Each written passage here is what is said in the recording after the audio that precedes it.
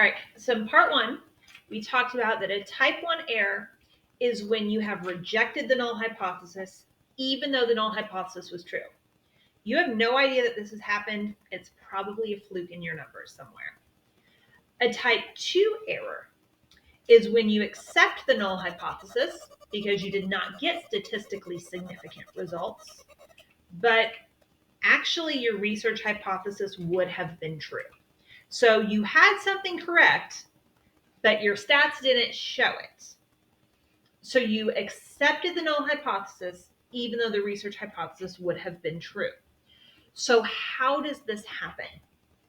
Now, first of all, to skip a little bit ahead in your textbook chapter, later on, more towards the end, it gets into the idea of power, statistical power.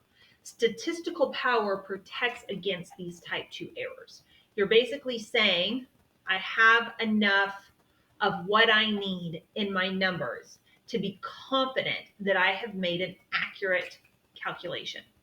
The easiest way to protect against, or the easiest way to increase statistical power and therefore protect against a type 2 error is to have a large number of participants. The bigger the data set, the better. Okay? Because a lot of times what's happening, sorry, my house just made a very strange noise. If you have a smaller sample, you're more likely to not get significant results, even if they were there. Let's say I used a whole mountain of current research that we have today about how to increase body image among teenage girls. And we do have a lot of research about this. And let's say I used that research to form a program that I wanted to do in high schools to help teenage girls have healthier body image. All right. Let's say I only get one school that's willing to come and let me do this in one health class. So I have 30 participants. I run my numbers. I don't have significant results. But I'm still confident that, no, this should have worked because I based this on a ton of research. One of the first places I want to look in terms of, is there a problem here, is going to be, did I have enough participants?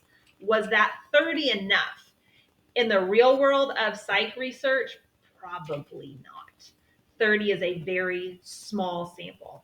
My best way to see if this was a type 2 error versus if I just flat out put together a bad program or an ineffective program is going to be to redo it with a larger number of participants.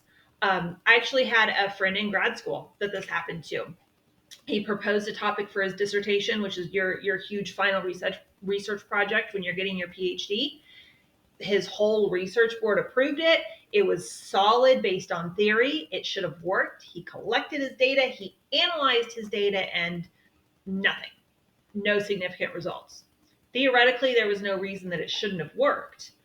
So he actually ended up delayed finishing his dissertation and finishing his doctorate because his research team told him, you got to go collect more data.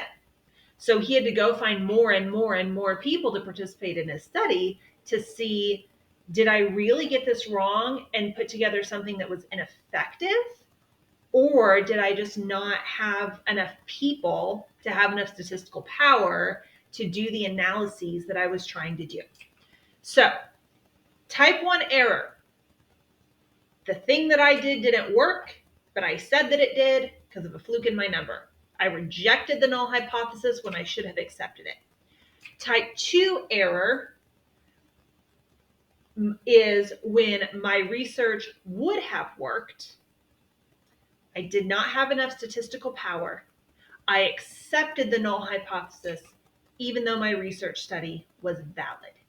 Both of these, really the only way to know if it's happened is to try replication, right? So type 1, if you accepted your research and you can't replicate it, probably should have accepted the null.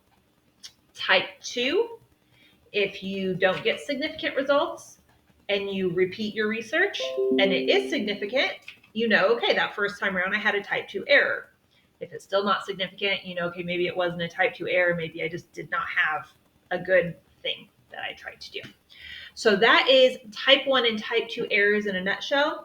And then I'll let you read more in your textbook about the details of statistical power and how that works. Just remember, in stats, a bigger number of participants is always better when it comes to statistical power.